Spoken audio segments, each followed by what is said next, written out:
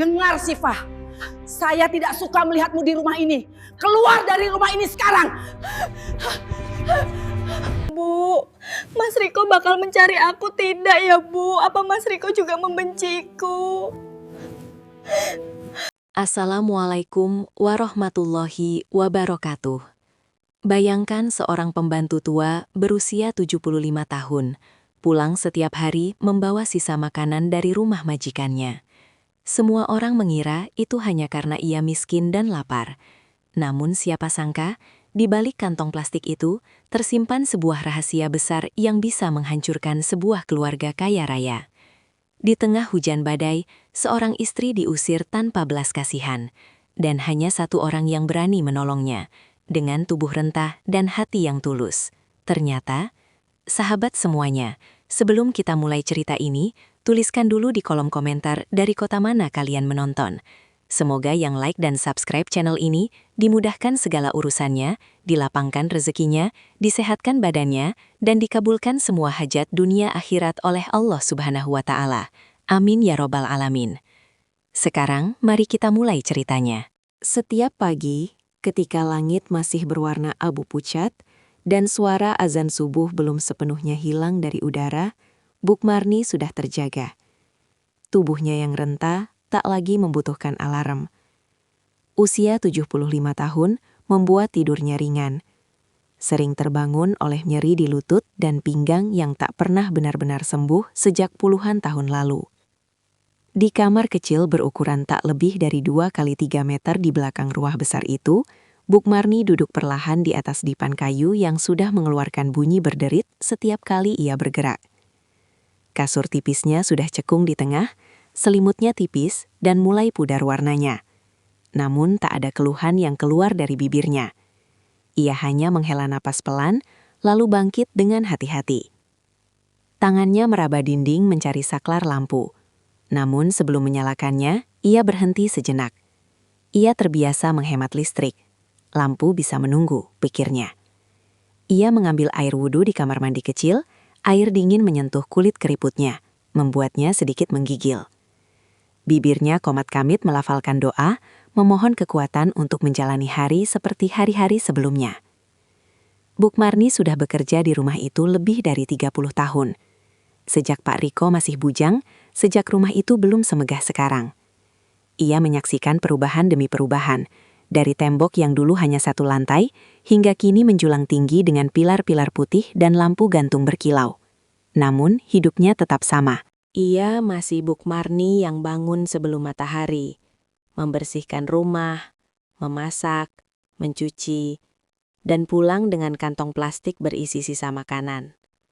Langkahnya pelan saat berjalan menuju dapur utama. Dapur itu luas, lantainya mengkilap, peralatan memasaknya mahal dan lengkap.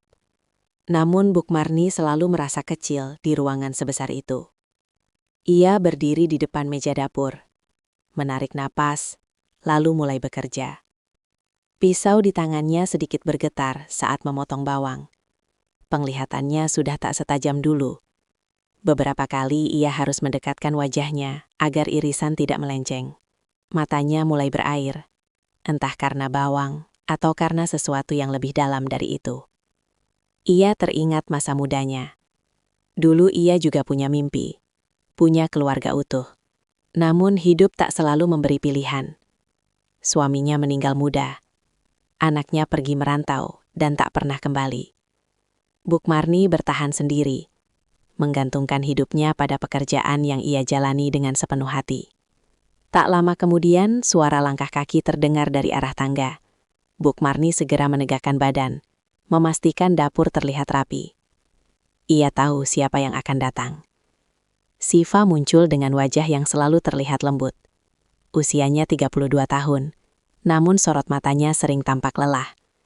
Ia mengenakan pakaian rumah sederhana, rambutnya terikat rapi. Senyumnya terbit saat melihat Bukmarni. "Buk, sudah bangun dari tadi?" Suara Siva pelan, penuh sopan. Bukmarni tersenyum. Senyum yang penuh kerutan, namun hangat. "Sudah, Non. Dari tadi subuh." Siva mendekat, membantu mengambilkan piring. Gerakannya halus, Namun Bukmarni bisa merasakan ada sesuatu yang menekan di hati perempuan itu. Sudah lama Bukmarni memperhatikan Siva. Sejak perempuan itu masuk ke rumah ini sebagai istri Pak Riko, suasana rumah berubah. Bukan menjadi lebih hangat, justru terasa dingin. Tatapan Siva sering menunduk. Tawanya jarang terdengar. Ia selalu berhati-hati dalam berbicara, seolah setiap kata bisa menjadi kesalahan besar. Bukmarni tahu penyebabnya, meski tak pernah diucapkan secara terang-terangan. Ibu Pak Riko tidak menyukai Siva. Perempuan tua itu sering memandang Siva dengan tatapan merendahkan. Nada bicaranya tajam, penuh sindiran. Jika Pak Riko ada di rumah, sikapnya berubah drastis.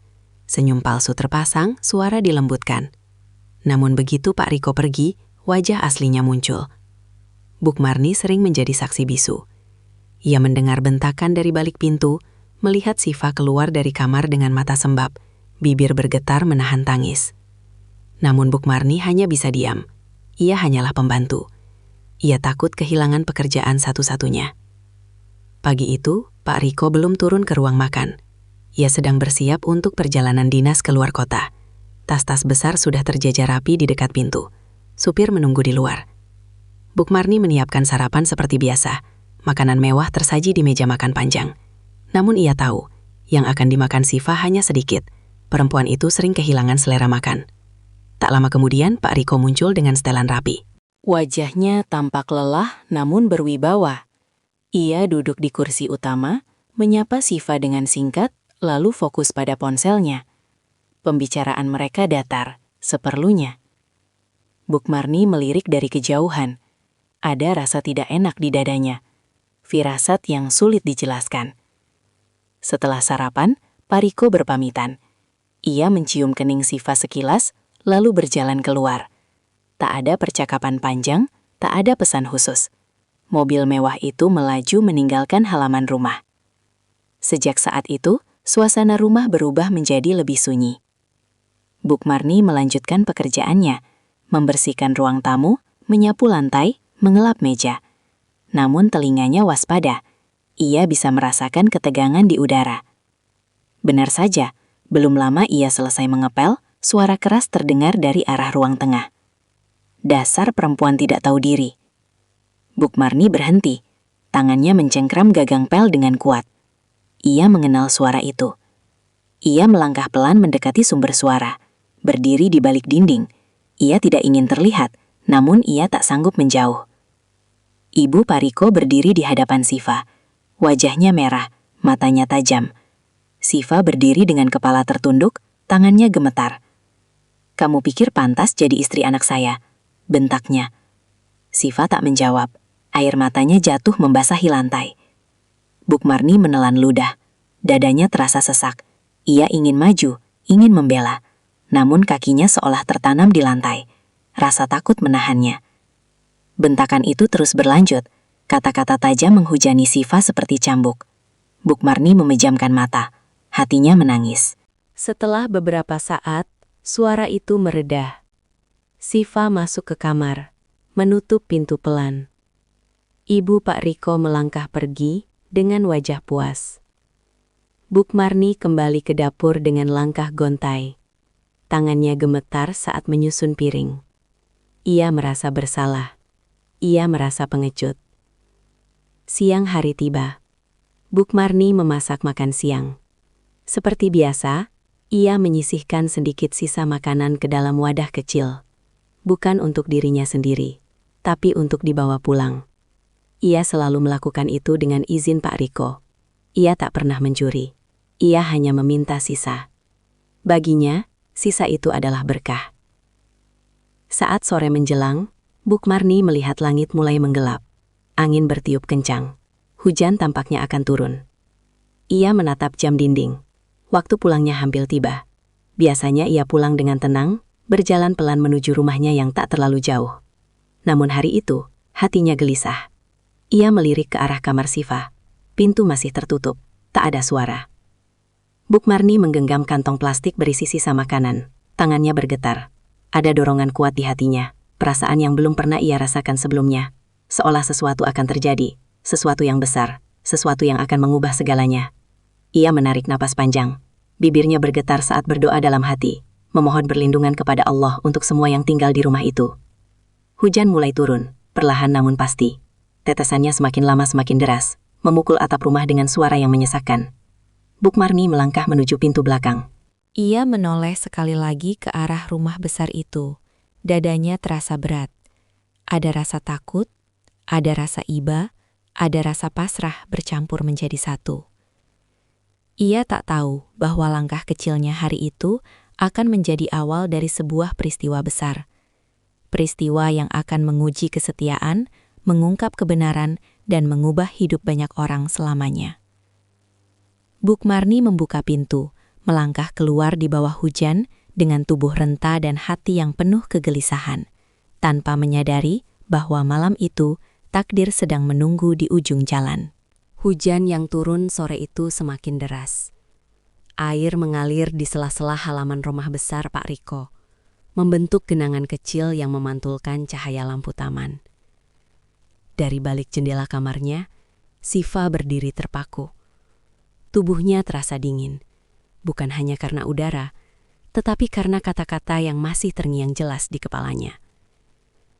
Ia memeluk lengannya sendiri, seolah ingin menahan sesuatu agar tidak runtuh. Dadanya sesak, nafasnya pendek-pendek. Sejak Pak Riko pergi, rumah itu terasa seperti tempat asing. Padahal ia adalah istri sah, perempuan yang dicintai suaminya. Namun di rumah itu, ia tak pernah benar-benar merasa pulang.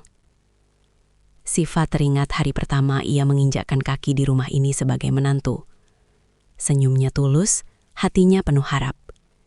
Ia percaya cinta cukup untuk menghadapi segalanya.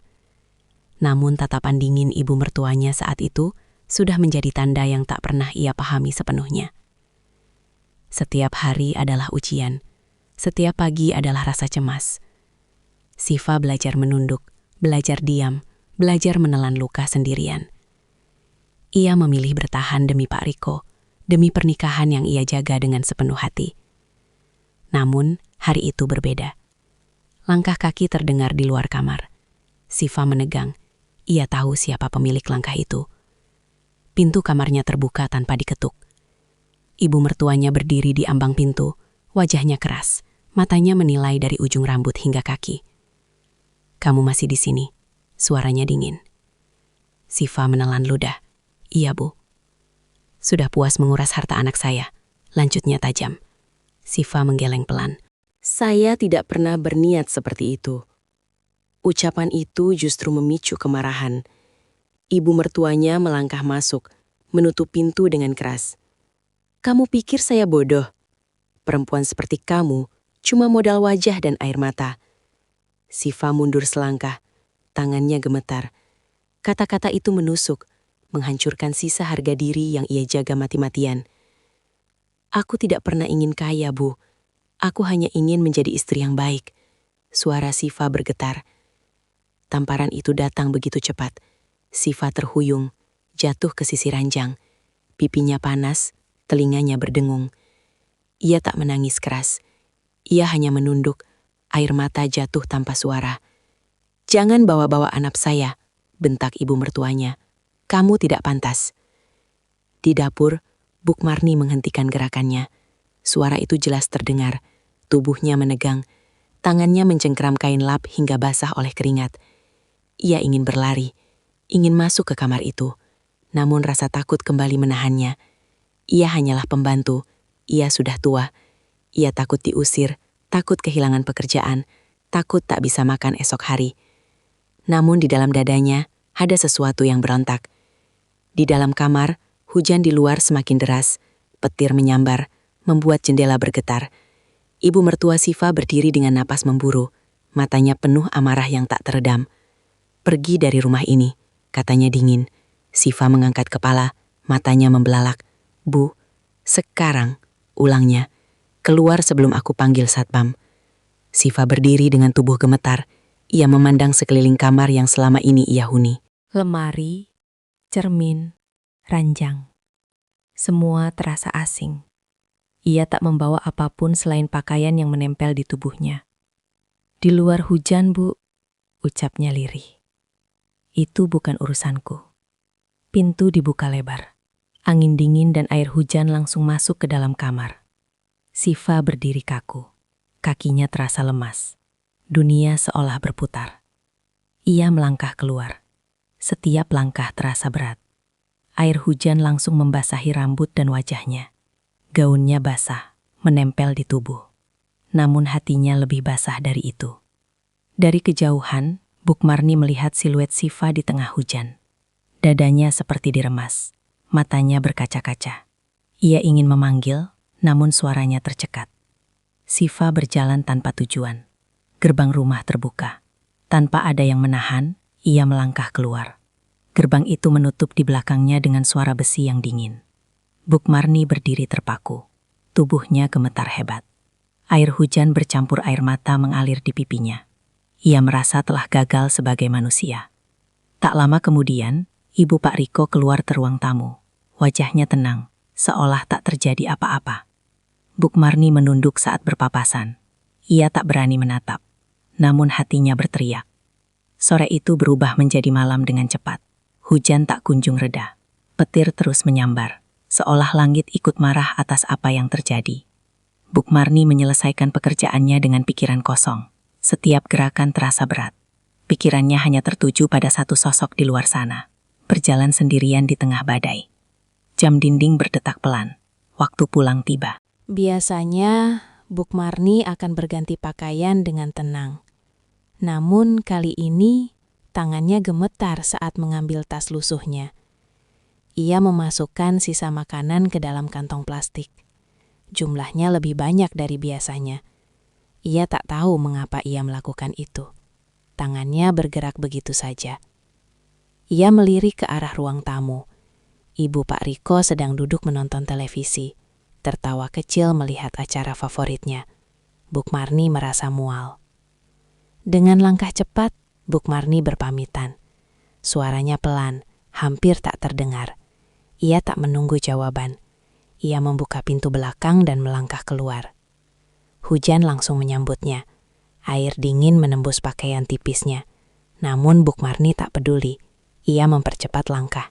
Napasnya tersengal. Lututnya nyeri. Namun hatinya mendorongnya terus maju. Ia tidak tahu kemana harus mencari. Jalanan basah.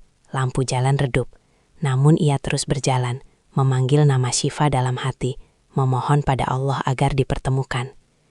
Di balik hujan dan gelap, takdir sedang bergerak pelan. Dan Bukmarni, dengan tubuh renta dan hati penuh kasih, sedang melangkah menuju sesuatu yang tak pernah ia bayangkan sebelumnya. Hujan turun tanpa ampun malam itu. Jalanan yang biasanya ramai kini lengang, hanya suara air yang menghantam aspal dan atap rumah warga. Lampu-lampu jalan berpendar redup, memantulkan bayangan samar di genangan air. Bukmarni melangkah tertatih, napasnya tersengal, dadanya naik turun dengan tidak teratur. Kakinya terasa berat, seolah setiap langkah menarik beban yang tak terlihat. Usia tuanya membuat tubuhnya cepat lelah, namun rasa takut kehilangan jejak Siva membuatnya tak berhenti. Air hujan membasahi rambut dan pakaiannya, merembes hingga ke tulang. Namun Bukmarni tak peduli. Yang ia pikirkan hanya satu, jangan sampai ia terlambat. Beberapa meter di depannya, sesuatu menarik perhatiannya. Di bawah cahaya lampu jalan yang berkedip, terlihat sesosok tubuh tergeletak di pinggir jalan. Awalnya Bukmarni mengira itu hanya bayangan atau tumpukan barang. Namun saat ia mendekat, jantungnya serasa berhenti berdetak. Itu Non Siva, bisiknya dengan suara bergetar. Tubuh Siva terbaring lemah, rambutnya basah menutupi sebagian wajahnya. Kulitnya pucat, bibirnya kebiruan. Nafasnya nyaris tak terdengar. Gaun tipis yang dikenakannya menempel di tubuhnya, dingin dan berat oleh air hujan. Bukmarni berlutut dengan susah payah, tangannya yang keriput menyentuh pipi Siva. Dingin, terlalu dingin. Air mata Bukmarni jatuh bercampur hujan. "Non, bangun Non," ucapnya lirih, suaranya hampir tenggelam oleh suara hujan. Tak ada jawaban. Bukmarni panik, tangannya gemetar hebat. Ia mencoba menggoyangkan bahu Siva perlahan. Dada Siva naik turun sangat lemah. Napasnya pendek-pendek, seolah tubuhnya sudah menyerah melawan dingin. Bukmarni melepaskan jaket tipisnya dan menutupi tubuh Siva. Ia tahu itu tak seberapa, namun itu satu-satunya yang ia punya.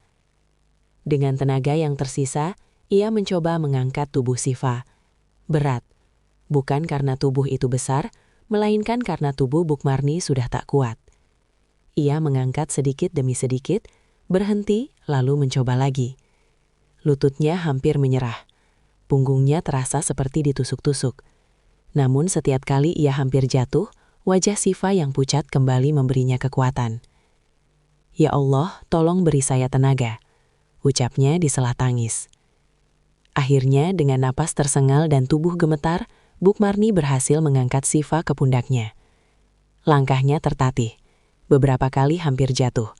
Namun ia terus melangkah, menyeret kaki menuju rumah kecilnya yang jaraknya masih cukup jauh. Hujan tak menunjukkan tanda-tanda reda. Jalanan licin. Setiap langkah adalah perjuangan. Bukmarni sesekali berhenti, mengatur napas lalu melanjutkan. Di kepalanya hanya ada satu tujuan, menyelamatkan nyawa perempuan itu. Rumah Bukmarni berada di ujung gang sempit. Dindingnya kusam, atapnya bocor di beberapa bagian. Namun malam itu, rumah kecil itu menjadi satu-satunya tempat aman. Dengan sisa tenaga, Bukmarni membuka pintu kayu rumahnya. Ia menurunkan tubuh Siva perlahan ke atas tikar tipis di ruang tamu. Tangannya gemetar saat menutup pintu, menghalangi angin dan hujan masuk. Ia segera mengambil handuk tua, mengelap wajah dan rambut Siva. Air dingin bercampur air mata. Bukmarni lalu mengambil selimut tipis, membungkus tubuh Siva seerat mungkin. "Non, bertahan ya," bisiknya berulang kali. Ia masuk ke dapur kecil, menyalakan kompor tua. Tangannya gemetar saat menuangkan air ke panci. Ia menunggu air mendidih dengan cemas. Waktu terasa berjalan lambat. Saat air siap, Bukmarni menuangkannya ke dalam cangkir, meniup perlahan, lalu kembali ke sisi Siva. Ia mencoba menyuapkan sedikit air hangat ke bibir Siva. Awalnya tak ada reaksi. Namun setelah beberapa kali, bibir Siva sedikit bergerak. Air masuk sedikit demi sedikit. Bukmarni menghela napas lega. Namun rasa cemas belum hilang. Ia tahu kondisi Siva masih sangat lemah. Malam terus berjalan. Hujan mulai mereda, namun dingin masih menggigit. Bukmarni duduk di samping Siva, tak beranjak sedikit pun. Setiap beberapa menit, ia memeriksa napas Siva, menyentuh keningnya, memastikan perempuan itu masih bernapas. Pikirannya melayang. Ia teringat hidupnya yang serba kekurangan. Teringat bagaimana ia sering meminta sisa makanan dari rumah Pak Riko, menahannya dengan rasa malu. Kini, sisa makanan itu menjadi harapan. Ia membuka kantong plastik, mengeluarkan nasi dan lauk sisa yang masih layak. Ia memanaskannya perlahan. Aroma sederhana memenuhi ruangan kecil itu. Saat Siva mulai membuka mata sedikit, Bukmarni menahan napas. Wajah itu tampak bingung. Matanya bergerak perlahan menatap sekeliling. "Buk?" Suara Siva sangat lirih, hampir tak terdengar. "Iya, Non. Bukmarni di sini," jawabnya cepat. Air matanya jatuh. Siva mencoba bergerak, namun tubuhnya terlalu lemah. Bukmarni segera menahan. "Jangan dulu, Non. Istirahat." Air mata mengalir di pipi Siva. Tangannya menggenggam tangan Bukmarni dengan lemah. Sentuhan itu membuat Bukmarni menangis lebih keras, namun ia menahannya, agar Siva tak semakin lemah. Di luar malam terus berjalan. Di rumah besar Pak Riko, lampu-lampu masih menyala terang.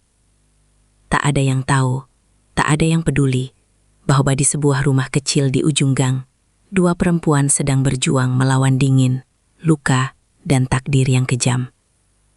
Dan malam pengusiran itu belum selesai menorehkan luka. Pagi datang tanpa suara. Cahaya matahari hanya sedikit menyelinap melalui celah atap rumah Bukmarni yang bocor. Tetesan air masih jatuh ke ember kecil di sudut ruangan, sisa hujan semalam yang belum sepenuhnya kering. Udara dingin masih bertahan, membuat tubuh Bukmarni menggigil meski dia sudah duduk sejak lama di samping Siva.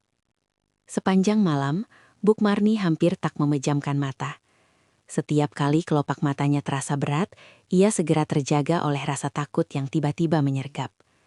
Ia terus memastikan Siva bernafas. Tangannya bolak-balik menyentuh kening perempuan itu, berharap panas tubuhnya kembali normal. Siva terbaring diam, wajahnya pucat, bibirnya kering. Sesekali ia mengerang pelan, namun tak sepenuhnya sadar. Bukmarni mengusap wajahnya dengan kain basah, berulang kali, dengan gerakan lembut seolah menyentuh anaknya sendiri. Dalam diam itu, air mata Bukmarni jatuh satu persatu. Bukan tangis keras, melainkan isak yang tertahan. Ia menangis bukan hanya karena iba pada Siva, tetapi juga karena hidup yang terasa begitu tidak adil. Ia telah bekerja keras sepanjang hidupnya, namun kemiskinan tetap setia mengikutinya. Kini, di usia tuanya, ia harus menyaksikan ketidakadilan lain yang lebih menyakitkan. "Kenapa orang baik selalu disakiti?" bisiknya lirih, nyaris tak bersuara. Ia bangkit perlahan, berjalan ke dapur kecil. Tangannya gemetar saat mengambil beras dari wadah plastik. Jumlahnya tinggal sedikit. Ia menatapnya lama, lalu menghela nafas. Ia tetap menanak nasi. Ia tak memikirkan esok. Yang penting, hari ini Siva bisa makan. Saat nasi matang, Bukmarni memasak lauk sederhana dari sisa semalam. Ia memotong kecil-kecil agar mudah ditelan. Uap hangat mengepul, memberi sedikit rasa nyaman di tengah keterbatasan. Ketika kembali ke ruang tamu, Siva sudah sedikit membuka mata. Tatapannya kosong, namun perlahan mulai fokus. "Non, sudah pagi," ucap Bukmarni lembut. Siva mengedipkan mata, berusaha mengenali wajah di hadapannya. "Buk, ini di mana?" "Di rumah Bukmarni. Aman, Non?" Siva mencoba bangkit, namun Bukmarni segera menahan bahunya. Pelan-pelan, tubuh Non masih lemah. Air mata Siva kembali jatuh. Tangannya menutup wajahnya, bahunya bergetar. Tangisan itu akhirnya pecah, tanpa bisa ditahan lagi. Bukmarni memeluknya dengan tubuh rentah, membiarkan bahunya basah oleh air mata. "Aku tidak punya siapa-siapa, Buk," suara Siva tersendat. Bukmarni menggeleng pelan. Non masih punya Allah, dan selama Bukmarni ada, Non tidak sendirian. Kalimat itu sederhana, namun terasa begitu kuat. Siva terdiam, napasnya tersengal, mencoba menenangkan diri. Pelukan itu memberi kehangatan yang tak pernah ia rasakan sejak lama. Beberapa saat kemudian, Bukmarni menyuapkan nasi hangat perlahan. Siva memakannya dengan susah payah. Setiap suapan adalah perjuangan. Bukmarni menunggu dengan sabar, tak tergesa. Di sela-sela itu, Bukmarni menceritakan hal-hal ringan. Tentang cuaca, tentang tetangga, tentang masa lalu yang sederhana. Ia ingin mengalihkan pikiran Siva dari luka yang masih segar. Namun pikirannya sendiri tak tenang. Ia tahu keberadaan Siva di rumahnya tidak bisa disembunyikan selamanya. Ia tahu risikonya besar. Jika Pak Riko atau keluarganya tahu, ia bisa kehilangan pekerjaan. Bahkan bisa dituduh macam-macam. Namun setiap kali rasa takut itu muncul, ia menatap wajah Siva yang lemah. Dan ketakutan itu kalah oleh rasa kasih. Siang menjelang. Bukmarni membersihkan rumah seadanya. Ia membiarkan pintu tertutup rapat. Ia tak ingin ada yang tahu. Ia menyiapkan air hangat untuk Siva mandi sebentar. Semua dilakukan dengan hati-hati. Siva duduk diam saat air hangat menyentuh kulitnya. Wajahnya masih pucat, namun matanya mulai hidup. Ia menatap Bukmarni dengan pandangan yang sulit dijelaskan. "Buk, kenapa menolong saya?" tanyanya pelan. Bukmarni tersenyum tipis. "Karena kalau bukan kita yang menolong, siapa lagi?" Jawaban itu membuat Siva kembali menangis. Ia menunduk lama, air matanya jatuh ke lantai. Sore hari, Bukmarni duduk di depan rumah, memandang langit yang mulai cerah. Hatinya gelisah. Jam pulangnya dari rumah Pak Riko sudah terlewat. Biasanya pada jam ini ia sudah sampai rumah dengan rutinitas yang sama. Namun hari ini berbeda. Ia tahu besok ia harus kembali bekerja. Ia harus berpura-pura seperti tak terjadi apa-apa. Ia harus tetap menjadi pembantu yang patuh.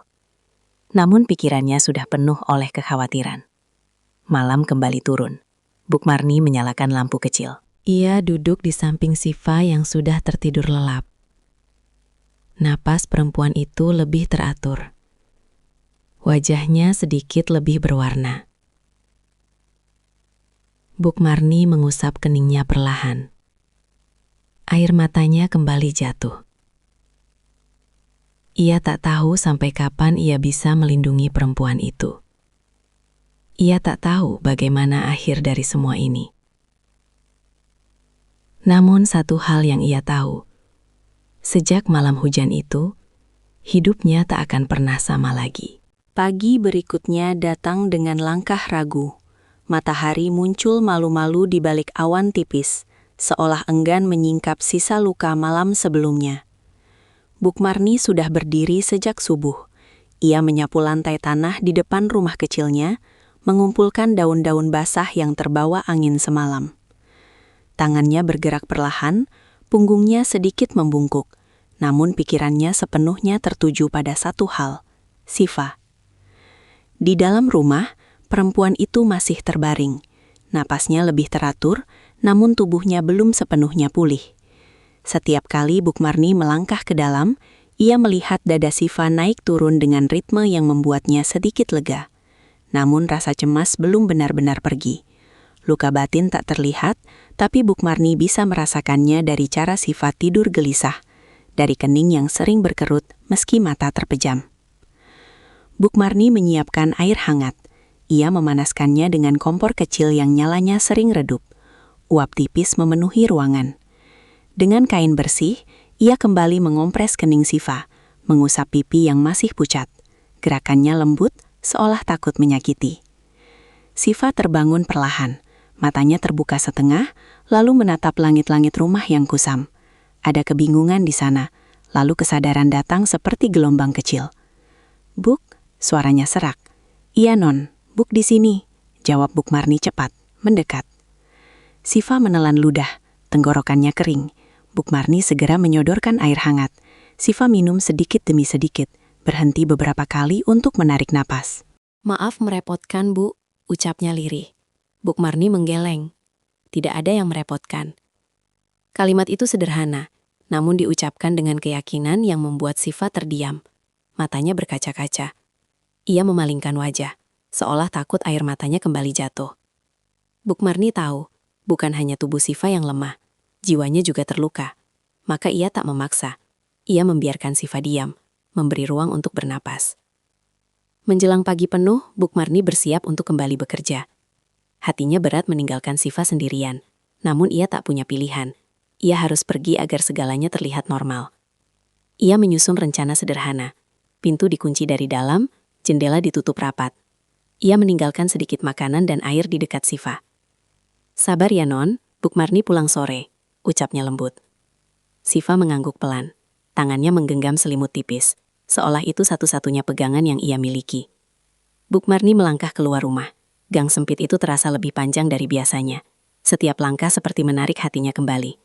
Namun ia terus berjalan, menahan air mata, menyembunyikan kegelisahan di balik wajah tenang. Di rumah besar Pak Riko, suasana pagi berjalan seperti biasa.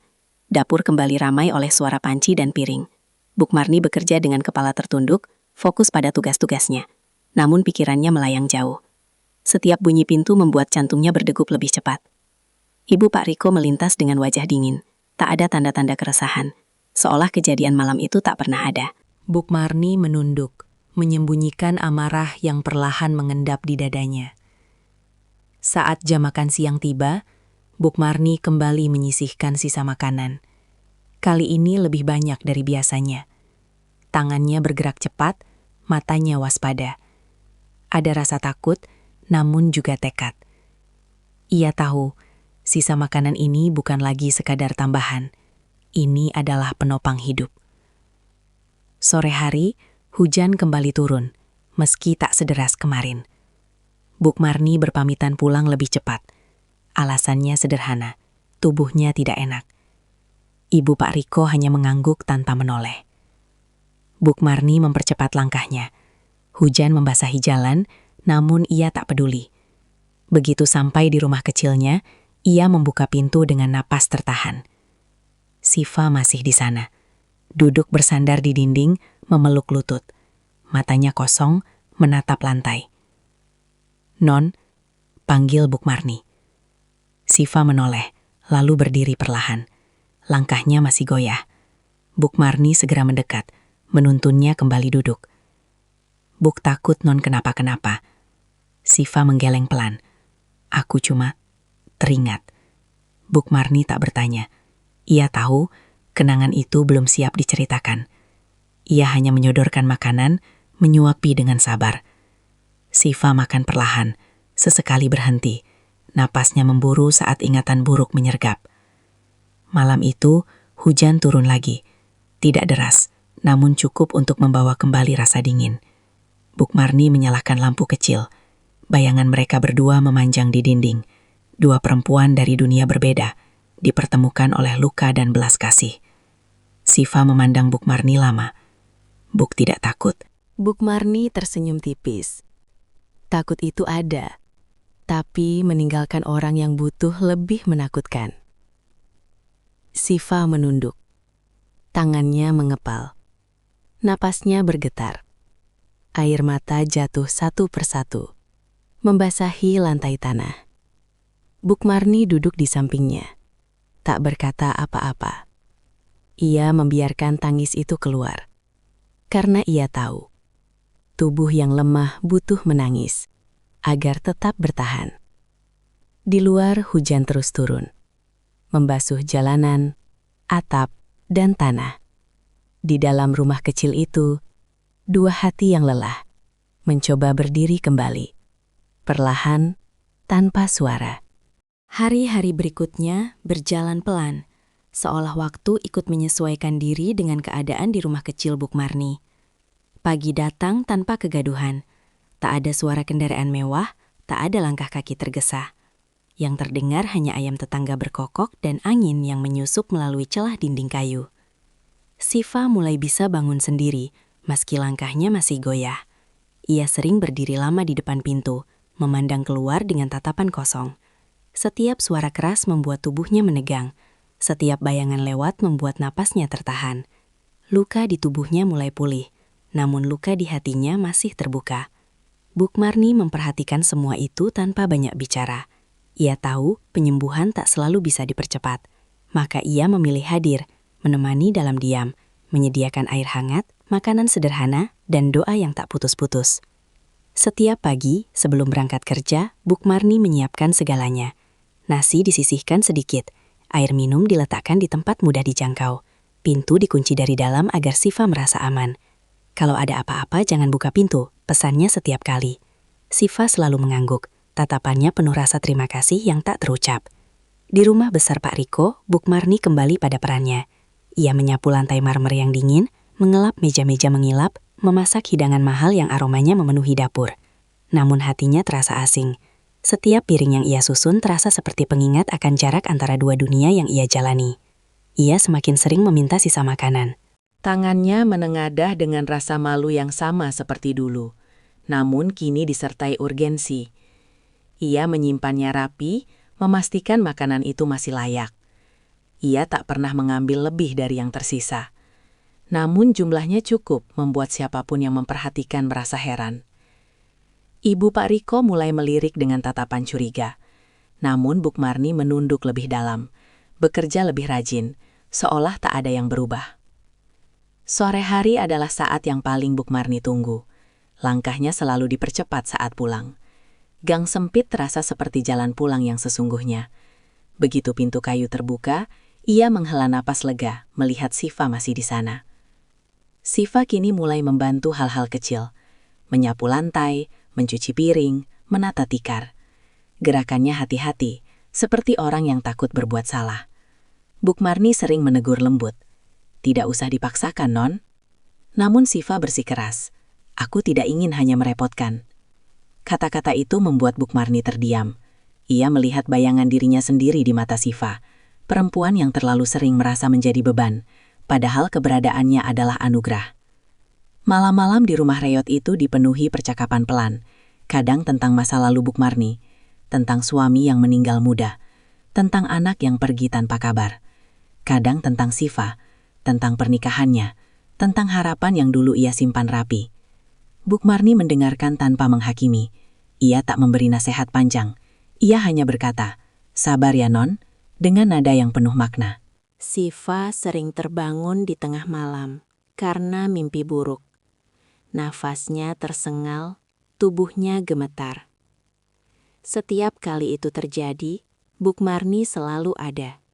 Mengusap punggungnya, membacakan doa pelan, hingga nafas Siva kembali teratur. Hari demi hari, ikatan itu tumbuh. Bukan ikatan darah, namun lebih kuat dari itu. Ikatan antara dua jiwa yang sama-sama pernah ditinggalkan. Namun di balik ketenangan itu, bayang-bayang ketakutan terus mengintai. Bukmarni sadar, rahasia ini tak bisa selamanya tersembunyi. Ia mulai merasakan perubahan di rumah besar. Tatapan yang lebih lama, pertanyaan yang tak diucapkan. Suatu sore, saat Bukmarni pulang dengan membawa 2 kantong plastik sisa makanan, ia melihat Siva berdiri di depan pintu dengan wajah pucat. "Ada apa, Non?" tanyanya cemas. Siva menelan ludah. "Aku mendengar suara motor berhenti lama di depan gang tadi." Bukmarni terdiam. Jantungnya berdegup lebih cepat. Ia memandang ke arah luar. Gang itu sudah sepi. Namun perasaan tak enak mengendap di dadanya. Ia tahu, cepat atau lambat, jejak itu akan ditemukan. Dan saat itu tiba, tak ada yang bisa ia sembunyikan lagi. Mobil Pariko memasuki halaman rumah menjelang malam. Lampu-lampu taman menyala terang, namun suasana terasa berbeda. Ada kesunyian yang aneh, seperti rumah itu sedang menyembunyikan sesuatu. Pariko turun dari mobil dengan langkah cepat. Koper masih di tangan, jasnya belum sempat dilepas. "Bukmarni?" panggilnya. Tak ada jawaban. Ia melangkah masuk. Ruang tamu rapi seperti biasa, aroma pembersih lantai masih tercium. Namun entah kenapa, hatinya terasa tidak nyaman. Sejak di perjalanan pulang, pikirannya dipenuhi bayangan Siva. Sudah beberapa hari ia tak bisa menghubungi istrinya. Ponselnya tak aktif, pesan tak dibalas. Ibu Pariko muncul dari arah dapur. Wajahnya tenang, terlalu tenang. "Riko sudah pulang," katanya ringan. "Di mana Siva?" tanya Pariko langsung, tanpa basa-basi. Ibunya berhenti sejenak, lalu menghela napas kecil. "Dia pergi?" "Pergi," kata itu terdengar ringan, namun menghantam dada Pariko lebih keras dari yang ia duga. "Pergi kemana?" "Entahlah, katanya sudah tidak betah di sini." Pariko mengernyit. "Tidak betah kenapa?" Ibunya mengangkat bahu. "Perempuan zaman sekarang, Riko," sedikit ditegur langsung pergi. Ada sesuatu dalam nada itu yang membuat Pariko tak nyaman. Ia mengenal istrinya. Siva bukan perempuan yang mudah menyerah. Ia terlalu lembut untuk pergi tanpa penjelasan.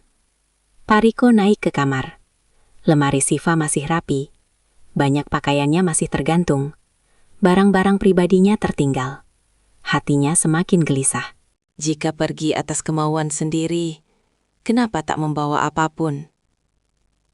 Malam itu, Pak Riko tak bisa tidur. Ia duduk di tepi ranjang, memandang layar ponsel yang gelap. Ia mencoba menghubungi lagi. Tak ada jawaban.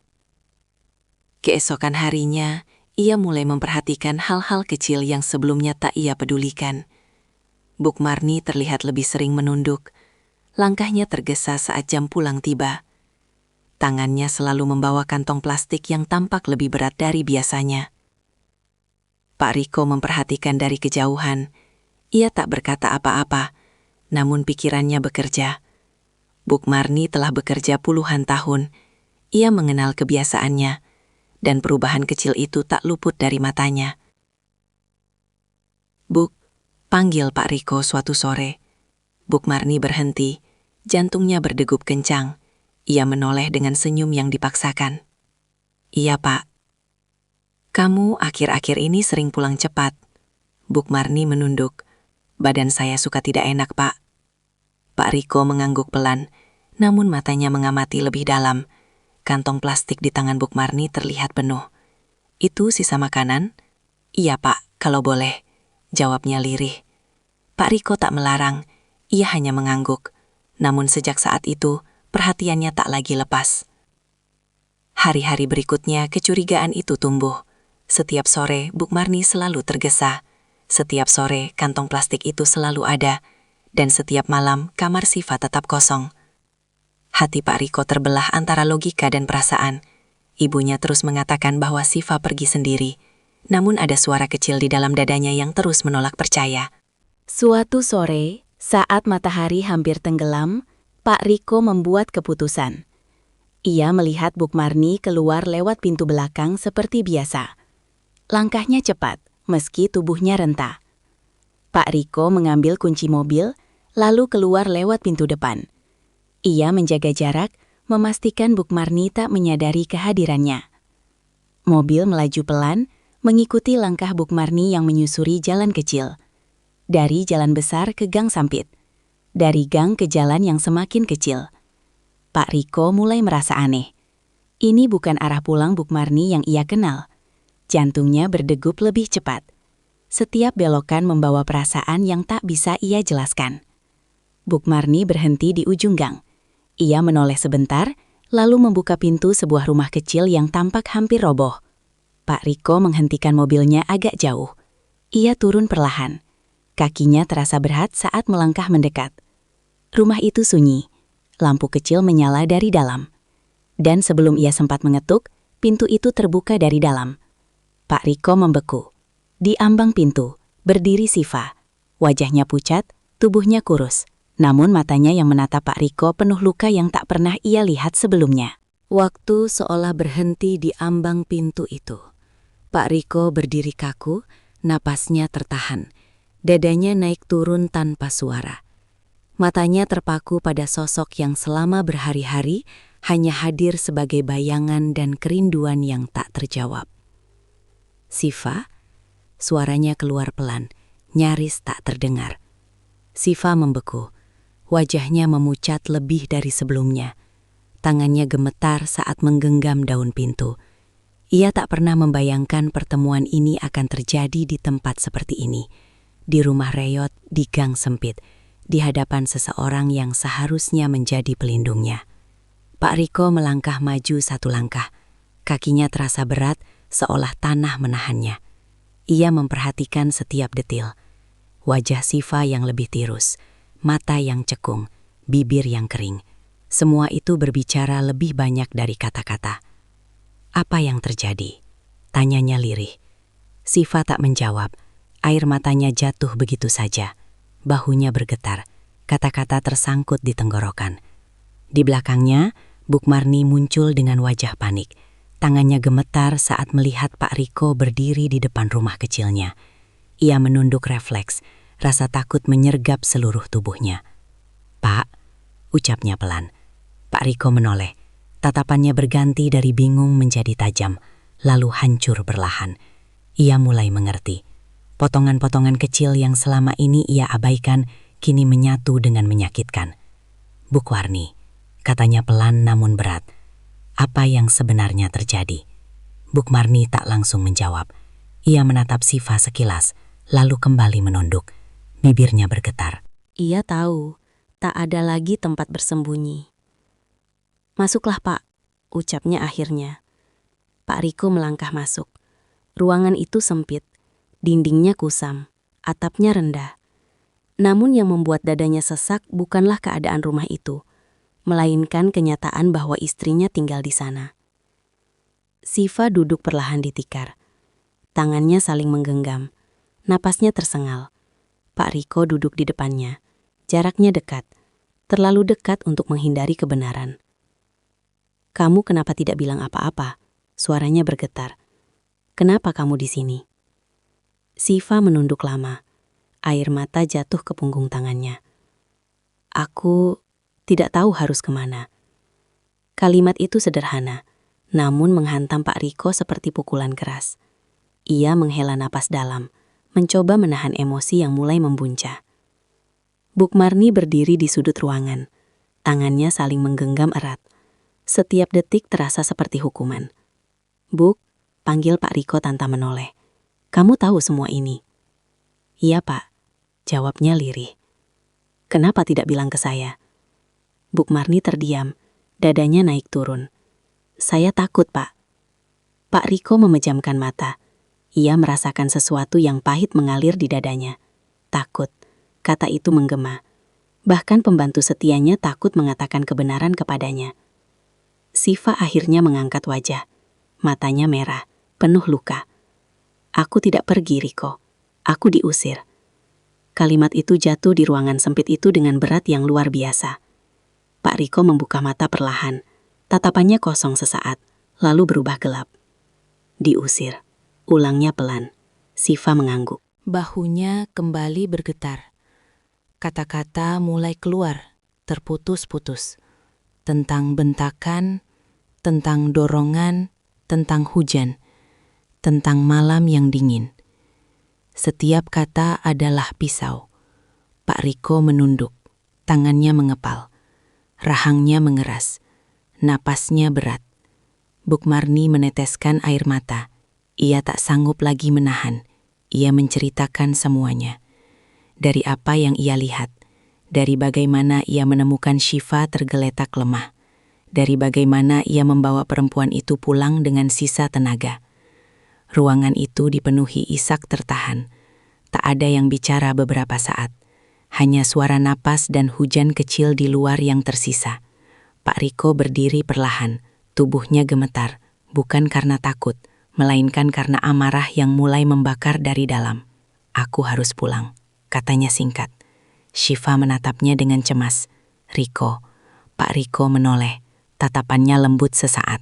"Kamu tetap di sini, aman." Ia melangkah keluar tanpa menoleh lagi. Setiap langkahnya berat oleh kenyataan yang baru saja ia terima. Di kepalanya hanya ada satu wajah lain, wajah yang selama ini ia percaya tanpa ragu. Dan malam itu, jejak yang diikuti telah membawa Pak Riko pada kebenaran yang tak bisa lagi dihindari. Mobil Pak Riko melaju kencang menembus malam. Lampu jalan berkelebat di kaca jendela, namun matanya kosong. Tangannya mencengkram setir dengan kuat, hingga urat-uratnya menonjol. Di dadanya, amarah dan penyesalan saling bertabrakan, membuat napasnya berat dan tak teratur. Rumah besar itu menyambutnya dengan lampu menyala terang, seolah tak terjadi apa-apa. Halaman rapi, pintu tertutup rapat, dan keheningan yang menyesakan. Pak Riko masuk tanpa menyalakan lampu tambahan. Langkahnya berat, namun pasti.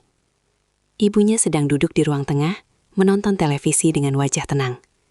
Suara acara hiburan terdengar kontras dengan badai yang mengamuk di hati Pak Riko. "Ibu," panggilnya. Perempuan itu menoleh, tersenyum kecil. "Riko belum istirahat?" Pak Riko berdiri di hadapannya. Tatapannya tajam, dingin, dan penuh tekanan. "Di mana Siva diusir?" Senyum itu memudar. Ibunya berdiri perlahan. "Apa maksudmu?" "Jangan bohong." Suara Pak Riko bergetar. "Aku tahu semuanya." Ibunya menghela napas, lalu tertawa kecil. "Jadi kamu percaya omongan pembantu tua itu?" Kata-kata itu membuat Pak Riko menutup mata sesaat. Dadanya seperti diremas. "Aku melihatnya sendiri. Aku melihat kondisi istriku." Ibunya mengangkat dagu. Perempuan itu memang tidak pantas. Kalimat itu memecahkan sesuatu di dalam diri Pak Riko. Ia melangkah maju satu langkah. Ibu menyiksanya. "Aku mendidiknya," jawab ibunya dingin, "agar tahu diri." Pak Riko menggepalkan tangan. Suaranya meninggi. Dengan hujan, dengan pengusiran. Dengan kekerasan. Ibunya terdiam sesaat, lalu berkata tanpa rasa bersalah. "Dia pergi sendiri." Pak Riko tertawa getir. "Pergi tanpa membawa apa-apa. Pergi sampai hampir mati." Kata hampir mati membuat ruangan itu terasa sempit. Ibunya memalingkan wajah. Namun Pak Riko tak berhenti. Buk Marni menemukan dia tergeletak di jalan.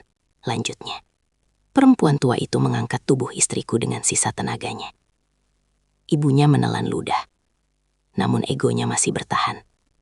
Itu bukan urusanku. Pak Riko menggeleng pelan. Air mata menggenang di matanya. Itu urusanku. Itu istriku. Suasana memanas. Kata-kata tajam saling dilempar. Pak Riko mengungkap semua kekecewaannya. Tentang kepercayaan yang dikhianati. Tentang rumah yang berubah menjadi tempat ketakutan bagi istrinya. Ibunya akhirnya meninggikan suara. Aku ibumu. Iya, jawab Pak Riko lirik. Dan karena itu, aku kecewa. Kalimat itu lebih menyakitkan dari teriakan. Ibunya terduduk. Wajahnya pucat. Pak Riko berdiri lama. Menatap rumah yang selama ini ia banggakan. Kini rumah itu terasa dingin dan asing. Ia mengambil napas panjang. Mulai malam ini, katanya tegas, Siva tidak akan kembali ke rumah ini. Ibunya menatap tajam. Kamu memilih dia? Pak Riko mengangguk. Aku memilih kebenaran. Ia berbalik. Langkahnya meninggalkan ruang itu terasa berat. Namun pasti. Pintu tertutup di belakangnya dengan bunyi pelan. Namun cukup untuk menandai berakhirnya sebuah kebohongan panjang. Di dalam mobil, Pak Riko menutup wajahnya dengan kedua tangan. Napasnya pecah. Air mata yang selama ini tertahan akhirnya jatuh. Bukan hanya untuk Siva, tetapi juga untuk dirinya sendiri yang terlalu lama menutup mata. Malam semakin larut ketika mobil itu kembali melaju ke arah gang sempit. Kali ini, langkahnya bukan untuk mencari jawaban, melainkan untuk menjemput sesuatu yang selama ini hampir ia kehilangan. Dan di sebuah rumah reot, dua perempuan menunggu dengan hati yang masih gemetar, tanpa tahu bahwa badai besar baru saja pecah di tempat lain. Malam itu terasa lebih sunyi dari biasanya. Hujan sudah berhenti, menyisakan aroma tanah basah yang masuk melalui celah pintu rumah kecil Buk Marni. Lampu redup menggantung di langit-langit, memantulkan bayangan lembut di dinding kusam. Di dalam rumah reyot itu, Siva duduk bersandar, memeluk lututnya, menunggu dengan perasaan yang sulit dijelaskan. Setiap detik terasa panjang. Buk Marni duduk di dekat pintu, tangannya saling menggenggam. Wajahnya letih, matanya sembab. Ia tak banyak bicara sejak Pak Riko pergi. Hatinya dipenuhi rasa cemas. Ia takut jika kejujurannya membawa akibat yang tak sanggup ia tanggung. Ia takut jika semua kebaikannya justru dibalas dengan kehilangan. Suara mobil berhenti di ujung gang. Siva menegang. Buk Marni berdiri perlahan, jantungnya berdegup kencang. Langkah kaki terdengar mendekat, berhenti tepat di depan pintu. Ketukan pelan menyentuh kayu tua itu. Buk Marni membuka pintu dengan tangan gemetar. Pak Riko berdiri di sana. Wajahnya terlihat berbeda. Matanya merah, rahangnya mengeras menahan emosi. Ia menunduk sejenak sebelum melangkah masuk. Rumah kecil itu terasa semakin sempit oleh kehadirannya. Siva, panggilnya pelan. Siva berdiri perlahan. Tubuhnya masih rapuh, namun langkahnya mantap. Tatapan mereka bertemu. Tak ada kata-kata yang keluar sesaat. Hanya napas yang bergetar dan mata yang berbicara. Pak Riko mendekat. Maafkan aku, ucapnya lirih.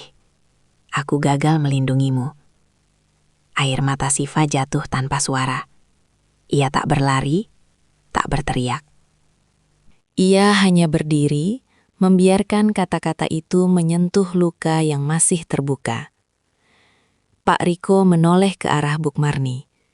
Tubuh renta itu berdiri kaku, menunggu dengan penuh ketakutan.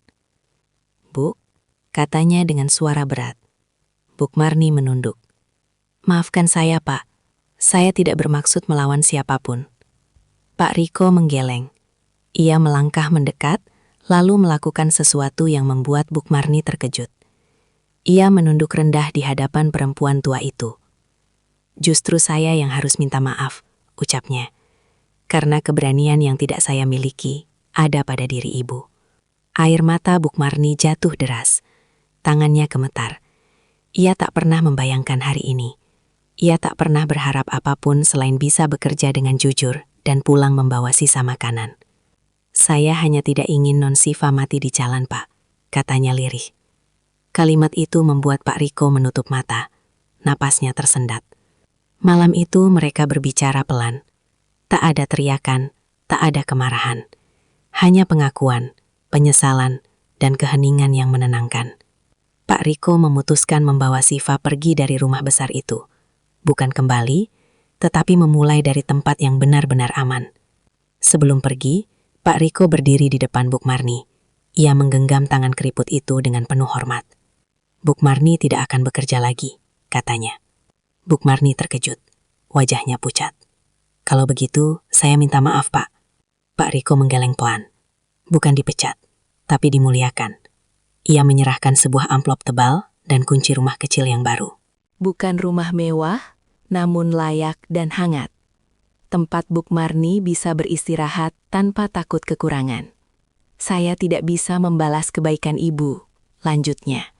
"Tapi saya tidak ingin ibu menghabiskan sisa usia dengan membawa sisa makanan." Bukmarni menangis terseduh. Ia memeluk amplop itu bukan karena nilainya, tetapi karena pengakuan yang akhirnya datang. Ia tak pernah meminta, namun Allah memberinya melalui jalan yang tak ia sangka. Siva mendekat, memeluk Bukmarni erat. "Terima kasih, Buk. Karena Buk, aku masih hidup." Bukmarni mengusap punggung Siva. "Allah yang menjaga Non. Buk hanya perantara." Malam semakin larut. Mobil Pak Riko perlahan meninggalkan gang sempit itu. Bukmarni berdiri lama di depan rumahnya, memandang jalan yang kini terasa berbeda. Di usia 75 tahun, dengan tubuh renta dan hati yang tulus, Bukmarni akhirnya merasakan ketenangan. Bukan karena harta, bukan karena pujian, tetapi karena ia tahu, kebaikan yang dilakukan dengan ikhlas tak pernah benar-benar hilang. Di balik rumah reyot yang sederhana, Allah mengangkat derajat seorang pembantu tua dengan cara yang paling mulia. Mobil hitam itu melaju meninggalkan gerbang rumah dengan suara mesin yang halus, namun terasa berat di hati Bukmarni. Dari balik jendela dapur, ia sempat melihat punggung Pak Riko sebelum pintu mobil tertutup rapat. Lelaki itu pergi dengan pikiran penuh urusan bisnis, tanpa menyadari bahwa rumah yang ia tinggalkan sedang retak perlahan. Bukmarni menunduk lama setelah mobil itu menghilang dari pandangan. Tangannya menggenggam ujung celemek. Ada rasa bersalah yang menyesakkan dadanya. Seolah ia tahu bahwa kepergian itu bukan sekadar perjalanan biasa. Di lantai atas, Siva duduk di tepi ranjang. Setelah peristiwa sore itu, tubuhnya masih terasa gemetar. Ia belum sempat mengganti pakaian yang basah oleh hujan. Rambutnya masih lembab, menempel di pipinya. Ia memandang kosong ke arah jendela, memperhatikan air hujan yang terus menetes seperti tak ingin berhenti. Di kepalanya, suara ibu mertuanya berputar-putar, menusuk lebih dalam setiap kali ia mencoba menenangkannya. Kata-kata itu tak hanya melukai hati, tetapi juga menggerogoti keyakinannya sebagai seorang istri. Ia menunduk, tangannya mengepal. Hatinya bertanya-tanya, sampai kapan ia harus bertahan seperti ini? Sampai kapan ia harus mengorbankan harga dirinya demi cinta yang bahkan belum tentu cukup kuat melindunginya? Pintu kamarnya diketuk pelan. Siva menoleh. "Masuk."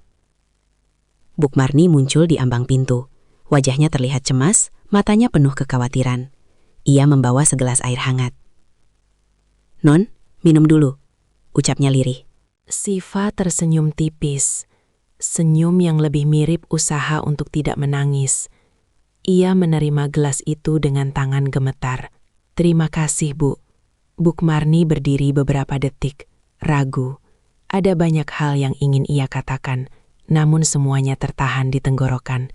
Ia tahu batasnya. Ia hanyalah pembantu. Namun sebelum keluar, ia memberanikan diri berkata pelan, "Non yang sabar ya." Siva menunduk. Air mata jatuh ke permukaan gelas. Bukmarni segera keluar sebelum air matanya sendiri jatuh. Di ruang tamu, Ibu Pak Riko duduk dengan punggung tegak. Tangannya menyilangkan tangan di dada. Tatapannya dingin saat melihat Bukmarni melintas. "Jangan ikut campur urusan keluarga," katanya tajam. Bukmarni menunduk dalam-dalam. "Iya, Nyonya." Namun di dalam hatinya, ada api kecil yang mulai menyala. Api yang berasal dari rasa iba dan kemarahan yang selama ini ia kubur dalam-dalam. Malam datang lebih cepat dari biasanya. Hujan masih turun, lebih deras, lebih bising. Petir menyambar, membuat seluruh rumah bergetar. Siva kembali duduk sendirian di kamar. Perutnya kosong, namun ia tak merasa lapar. Hatinya terlalu penuh oleh luka. Tak lama kemudian, pintu kamarnya terbuka lagi. Kali ini bukan ketukan pelan. Pintu itu dibuka dengan keras. Ibu mertuanya masuk tanpa permisi. "Kamu belum pergi?" Suaranya meninggi. Siva berdiri perlahan. "Saya menunggu hujan reda, Bu." "Hujan atau tidak, kamu harus keluar sekarang." Siva menggeleng lemah. "Saya tidak punya tempat lain." "Bukan urusanku," jawabnya dingin. Tangannya menarik lengan Siva dengan kasar. Tubuh Siva terhuyung. Ia berusaha menahan, namun tenaga perempuan tua yang dipenuhi amarah itu terasa begitu kuat. Di dapur, Bukmarni mendengar suara ribut itu. Jantungnya berdegup kencang. Ia berlari kecil menuju tangga, namun berhenti di anak tangga pertama.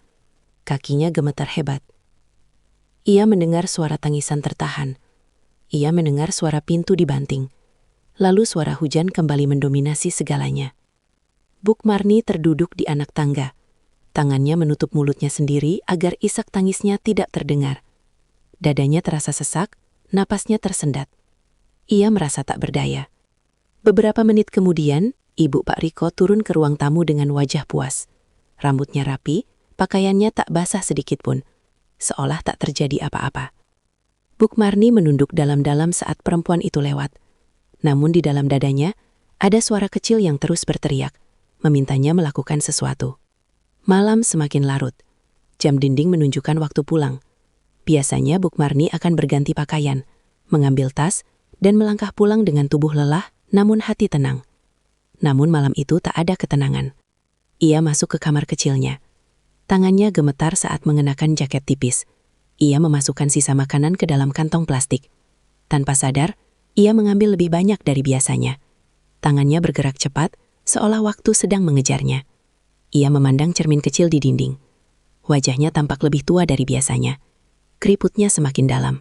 Namun di balik mata itu, ada tekad yang mulai tumbuh. Bukmarni menarik napas panjang. "Ya Allah," bisiknya. "Tolong lindungi dia." Ia melangkah keluar rumah lewat pintu belakang. Hujan langsung membasahi tubuhnya. Air mengalir di wajahnya, bercampur dengan air mata yang tak bisa lagi ia tahan. Setiap langkah terasa berat. Lututnya nyeri, punggungnya sakit. Namun ia terus berjalan, menyusuri jalanan gelap yang diterangi lampu jalan redup. Ia tak tahu kemana Siva pergi. Ia hanya mengikuti nalurinya. Setiap persimpangan ia lewati dengan harapan. Setiap sudut jalan ia perhatikan dengan seksama. Angin malam menusuk tulang. Bukmarni menggigil hebat. Namun ia terus melangkah. Memanggil nama Siva dalam hati, memohon agar Allah menunjukkan jalan. Di kejauhan, di balik tirai hujan dan gelap, sebuah sosok tergeletak tak bergerak. Bukmarni mempercepat langkahnya, jantungnya berdegup kencang. Tanpa tahu bahwa langkah-langkah kecilnya itu sedang mendekatkannya pada takdir yang tak bisa dihindari.